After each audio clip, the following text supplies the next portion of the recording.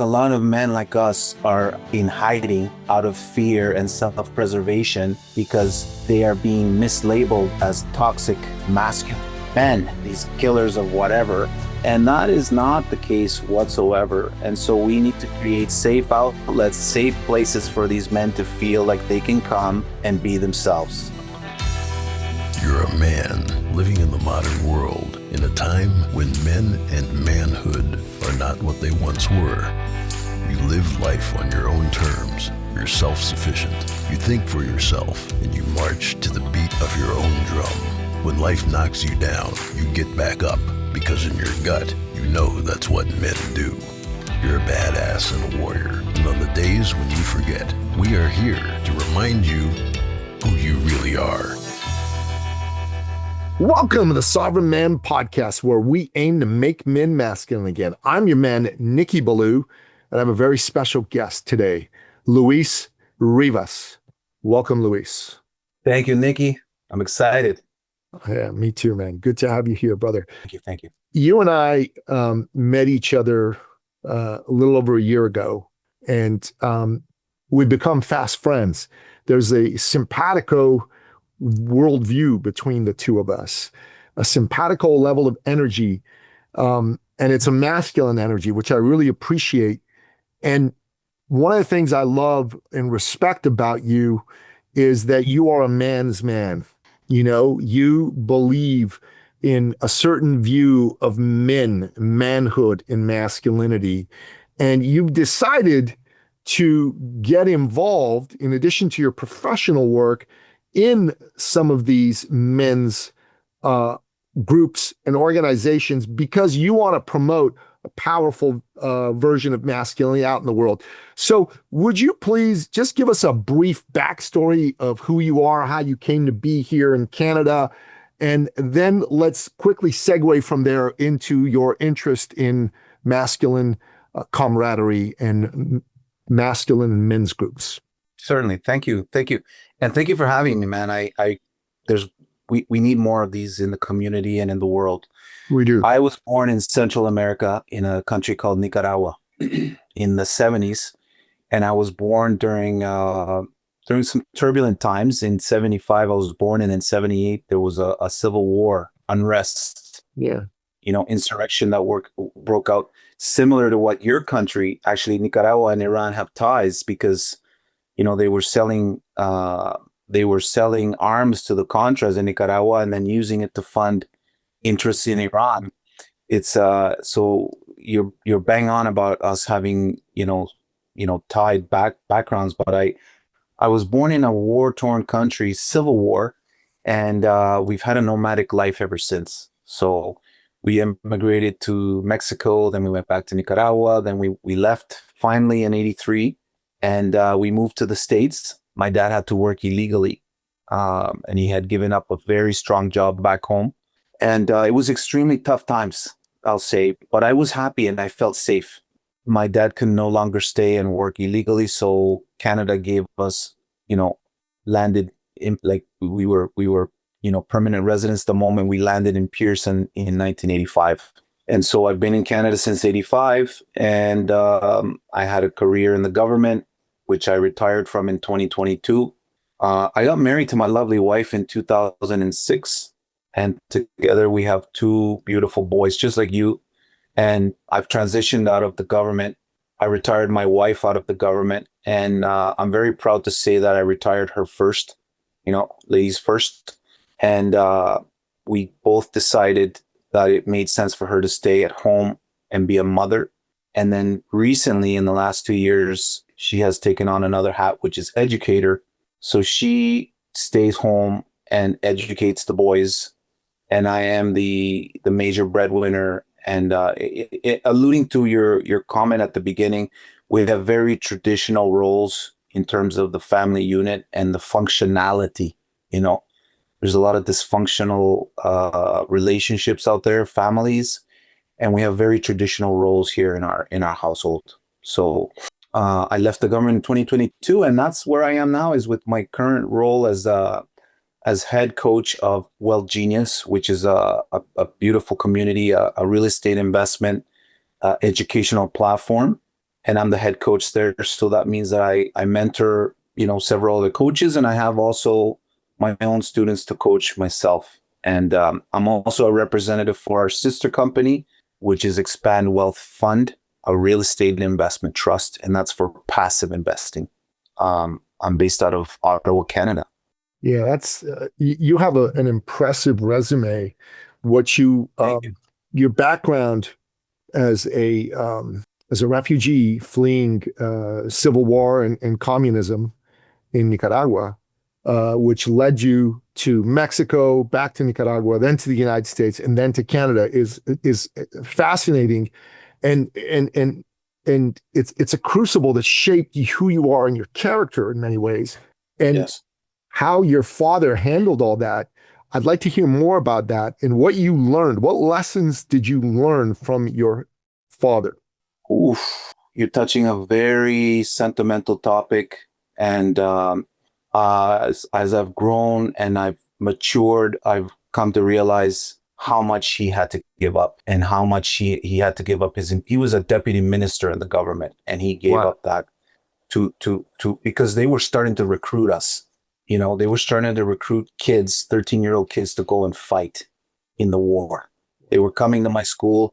I was like 7, 8 years old at the time. They would come to my school with their big, their M16s, and they would try and glorify war. And I know what they were doing. The propaganda machine kicked up, and they were pre-marketing basically and glamorizing war and all of the atrocities that associated with it. So I learned from my dad very early on how much he loved us unconditionally, and he would do anything to protect us. And in his case, that meant giving everything up, and a very comfortable life with all of his family back home. He gave it up. So I learned a lot about protecting your family, protecting your tribe, and the power of pivoting, because ego is a real son of a gun, and it can really, like, put it this way: a lot of his friends stayed back home, and they did well, but the idea of them leaving their country was too scary for them. And my dad said, and my mom influenced the decision too, because we had we were three brothers, three boys, and so she's thinking, I'm gonna have to go through this potential recruiting and potential war crap with three of my boys. And so I learned early on the power of unity between mother and father. I learned about the roles that they played. They're still together, my parents, and I learned a lot of other things from my dad. But as I've grown older and matured more, I've come to truly love and respect what he did, what my mom did as well, because they were a team. And he just continues to love every single one of us, unconditionally, and that's a great role model. Yeah, your father was a man, bud. Your father was a straight up savage man. Yeah, yeah, very gentle man, very sweet man, but not forgiving. If it meant sacrificing or putting his family in peril or in danger. Danger. Yeah. Nor should he be, nor should any man be. Amen. So, Luis, you ended up working for the Canadian government. You retired in 2022. You retired your wife. You are now working with the one and only godfather of real estate, Alfonso Quadra, a man I love, a man I absolutely love. Yep, And another role model for sure. yeah, and Alfonso has to come to one of our dinners, man. That's all I'm going to say. Well, yeah, we're gonna have to maybe bring the dinner to him because he's always on the go. Yeah, yeah. Well, when he's in Ottawa, we'll listen. We're going to do one in August. We'll do one in probably, I don't know, October, November, whatever. Well, there's times he's going to be around. We'll figure it out. We'll catch him. And if he's in another city and I'm going to be speaking at the event or whatever, we can figure it out. I'll come early, stay late, whatever we got to do, right? So Nice. You asked me about my engagement in the men's groups and how I yeah, got there. yeah. I wanted you to I fill us want in to on address that. Mark. I want to address that because in where I come from in Nicaragua, Nikki, men are not to cry. Men are not to show vulnerability, because vulnerability is a weakness. You're a pussy, right? It's dangerous. In Nicaragua, they tell you they call you maricon, which means gay. Yeah. You cry. You're maricon, You're right? maricon, yeah. Maricon. And so I've had a very difficult time, Nikki. I don't like to go to men's groups and talk about my feelings, or better yet, hear another man's feelings and watch another man break down. It creates an uncomfortability in my gut that I desperately need to address, because we need this type of outlet. And I'm going to tell you a really terrible story. A good friend of ours, he's senior to you. He's probably in his early 60s. He took his own life yesterday. No. He had No. a history of mental health. He was on medication to control it, but he started mixing it with alcohol because That's a bad idea. it's the worst recipe. And so we're still trying to process this situation, and a lot of men are doing that. And so this, you're this tribe that you're creating, and the other tribe that I'm associated with. Actually, this is the third one in the last 60 days. The first one was called Band of Brothers, a Christian based Yeah. group that uses movies and the teachings of a gentleman called John Eldridge to. Oh, I know John Eldridge, man. The Wild at Heart, man. Great book. You got it. Great So book. the Spectacular. weekend, and men get to put their guard down, and then the other group is called Hyperactive Men, and again, it's a group where professional working men get together and talk about their business, but also talk about what is eating Yeah, up real inside of them. issues. Yeah, real issues. Real issues. That's how I got here. So I agreed to go to these groups to help other men, because I thought I didn't need the help. But let me tell you, Yeah. Well, no, humble dude. You pie need is that. a dish, a real savage dish. No, for sure. I've been around men's work since 2008. In May 2008, I did a program called the Sterling Men's Weekend, put on by a man named A. Justin Sterling. He just passed on last year, March 2025. He taught his programs from the late 70s all the way up to 2025. And the legacy is his programs are being taught now by 3 different organizations. Justin Sterling helped hundreds of thousands of men, and his work came from the work of a man named Werner Erhard, who started a community called EST, and EST then became the landmark forum and became the world's largest global personal development organization, which has had millions of people go through their work. But he used to, in the 70s, teach a program called Men's Sex and Power and Women's Sex and Power. And these programs, he then sold the licenses to A. Justin Sterling, who turned them into the Men's Weekend and the Women's Weekend.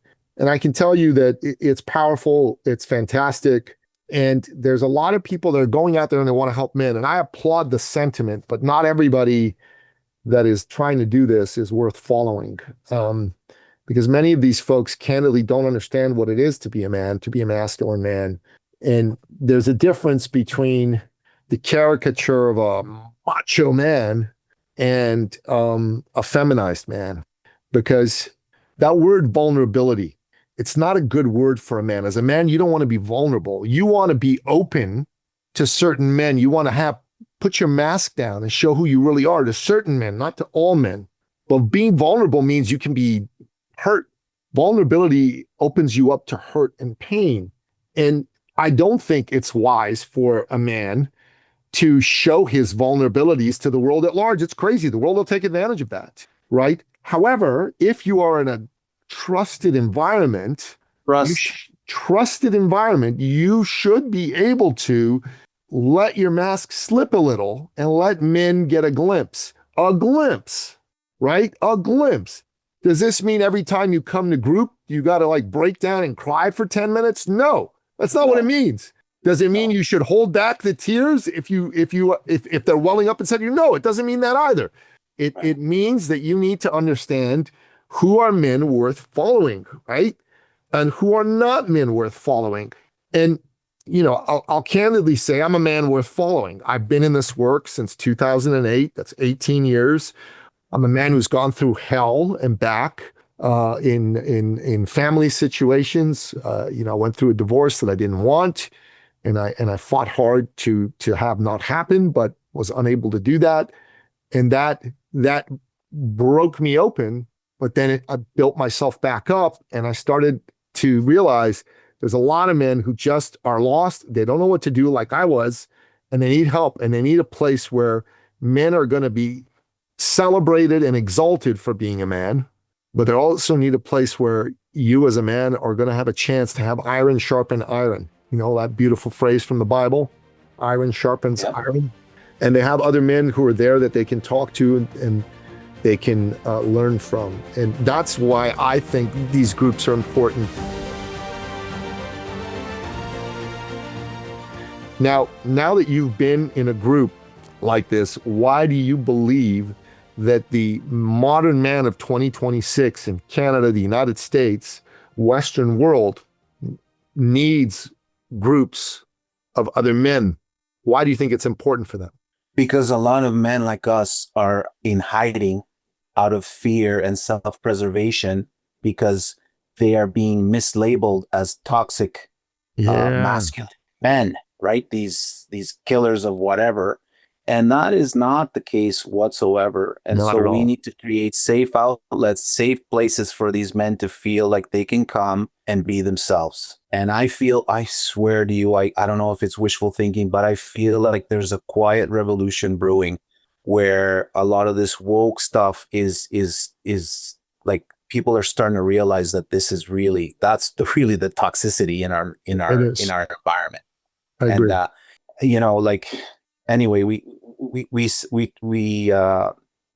homeschool our kids, primarily because the curriculum has a lot of things in there that they should not be exposed to at their young age, either at an old age, but even especially at a young age. So I feel like there's a quiet revolution where a lot of governments and a lot of men are stepping forward and saying enough is enough. And we're going to meet, because I've been seeing women's groups, and I have nothing against women's groups, Nicky. I think No, they're great. And I think they need a place where they can do the same thing we I do. do. I agree. But I feel like the men's, maybe it was just me hiding. As of late, I feel like there's a lot more openness, whereas before there was a reticence, almost as if we had to meet in clandestinely. Yeah. You know what I mean? Not Like we're anymore. doing some sort of something weird or negative or Yeah. aggressive or blah blah blah blah blah. Blah, blah, blah, blah, blah. Yeah. So I definitely feel like this is something that is worth pursuing. I'm telling you what, brother, you are 100,000% correct. Men need this. Men need this quite badly. And Our children need it. Our grandchildren need it. yeah, buddy. Yeah, You yeah, know, yeah. your boys are a few years older than mine. My boys, I'm thinking about their kids, and how, like, what kind of place are they going to inherit? Yeah. And so it's the best thing I can do is to be a leader in the home, and remain calm. Don't lose my temper, and show them how to behave and how to react, how to be a businessman, how to treat their mother, so that Yeah. they can start to formulate an idea of what kind of wife they're going to want to have and attract. You know, it's really important. As a man, you teach your sons how to be a man. And mothers are fantastic and necessary and important, but they can't teach a boy how to be a man. He can only learn that from other men. So Correct. you as a boy's father, that's your number one job. Yeah. And I've done a really good job of raising my boys. My 20-year-old started working right out of high school at 18. He took a job at Hammer Fitness as one of their coaches. And this was in mid-July of 2024. And until recently, he went to work every day. And then about a month ago, the owner of Hammer Fitness said, I want you guys to take one day off, so don't be in the gym, because they were working 7 days a week, all these guys. So get all your clients fitted into 6 days a week and one day off. So he's not in the gym, but he still works. Like, he has online clients, and he, does videos and studies, and it's not like he takes the day off. So he literally still works 7 days a week. He's 20 years old. He's making money. He bought himself a car, cash. He's helping mom out. What you're saying is he's launched properly. He's launched properly. He's launched. Yes. So he's 20. He's in good shape. My 18-year-old son, he's just finished high school. He's officially graduating on June 25th. I'm going to his graduation. And what's happening is he's going to university next year. So he's got a little business. So this summer, he's going to do his business. He's going to get a job as well. So to make sure he makes some money. And then he's going to go to school next year. And I told him I want him to be around me a lot so that he can get that masculine father energy to help him get himself going in life and in the world. And it's a good thing, man. He's not fully launched yet, but he's on his way. And when you're in groups like this as a man, you're going to be able to set yourself up to properly launch your sons and to set your daughters up, if you have daughters, for success in life. How your daughter learns what kind of man to marry is by watching you. Yeah, that's big. Right. Yeah. Yeah, that's big. Yeah, Luis, I think that a man of your stature has chosen to involve himself in this work is a big deal. It's important. I'm excited that you and I are working together on putting these dinners on. That we're doing the first one tomorrow night in your city of Ottawa. I'm driving over to hang out with you and the men. Can't wait. Yeah, I think it's going to be great. I'm excited that you're going to come to our Sovereign Man meeting in a month or so with me. And I got a vision, man, that in addition to all the great work that you do with Alfonso, I got a vision that you and I are going to collaborate and do some cool things for men. I got a vision that we're gonna work together on this for a good long time. We're gonna help out a lot of men, and I think we're gonna turn it into something that's gonna make a difference for a bunch of people. And honestly, it can turn into its own version of a really great business at some point as well. Why not? Why not? Exactly. Why not? At the moment, our vision is on just delivering good stuff for people. But over time, as the quality of this grows, I think it'll be great. And I want to see these dinners happen in Ottawa a lot. I want us to get them going, and I want to then get them going in Montreal, get them going in London, Ontario, Waterloo, Yeah. Then I want to get them going in International. The rest of Canada and the United States, international. It's going to take one step at a time. Like I have a vision that next year we set up these dinners and boy, oh boy, oh boy, overall in Canada, there'll be like 1,000 attendees of these dinners in various cities. You imagine that. And as a result of this, maybe 200 men will come and do other retreats and events as a result. And I think that's a great start. And then the year after, that number goes from 1,000 to 10,000. And that's what I'm excited about with you, because you've been around this big growth. You get it. You understand it. And that's what I want to see happen, man. I want to see big growth. And I want to see that growth help men get them to good places. And, then we get a woman involved and we say, okay, you're going to do this for women. We'll work with you. We'll help you. You're going to do dinners for women. And we can see a community of women go like this. And maybe at some point we team up with great organizations like yours, like Wealth Genius, and say, hey, let's do something, help these men and women and families become rich. Right? Like that's why not? Why not? It can be beautiful, man. It can be totally beautiful. Like my vision is this can have a great impact in a positive way for people. Absolutely. Yeah. Absolutely. Yeah. It's so needed. Yeah. It's so needed at this time. Our planet has never been so tumultuous. I would argue it's probably the scariest time to be alive, but also I'm very optimistic about the future. I feel excited about the future. I feel like great things are coming for those that go through the fire and deal with this, what I call this quiet revolution. we should talk about AI sometime at one point, maybe not on this call, but that is shaping reality today. And It is. for young kids, like, they're not thinking, they're not critically thinking, they're just relying on this bot to give them an answer. And what if the bot gives them a wrong answer, like maliciously? Like, we don't know. We don't And know. I'm not It gives them a against stupid AI. answer.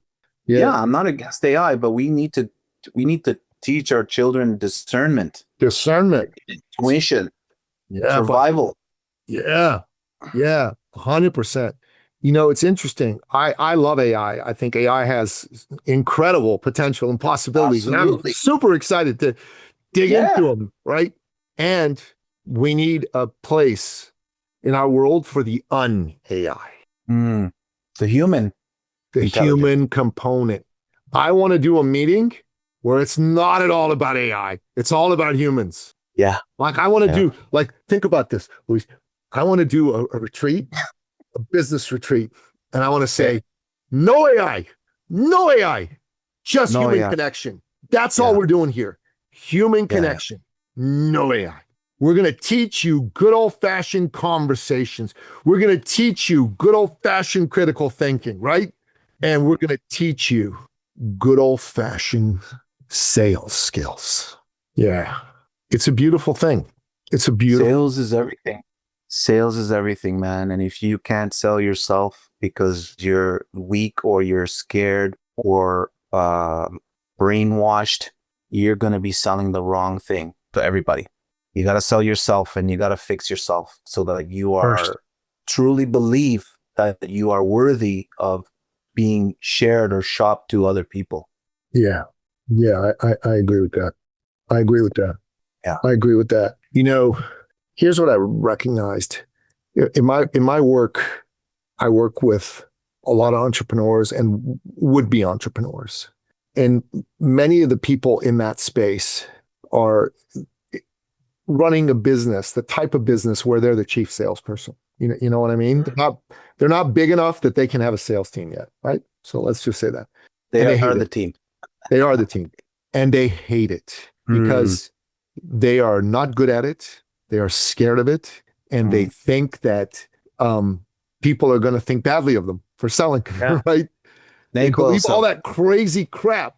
And the problem with that is that their business never grows enough to the point that they can hire a team because of that. If you want to transcend having to be the only salesperson in your organization, you got to get so good at it that you have enough money coming in that you can actually hire people. And what that means is you need to look yourself in the mirror and say, I suck at this. I'm resolved that I will stop sucking and I will just become mediocre. And I am resolved that I will stop at some point being mediocre and I will become good. And I am resolved that at some point I'm going to stop just being good and I'm going to become great. And I am resolved that at some point I'm going to stop becoming just great and I'm going to be one of the best that ever was. Because when you have that attitude, that resolve, that's when you're a man. And that's when life takes on this beautiful hue and becomes incredible. You can design it. So you can design your life as opposed to having it design you. Amen. Amen.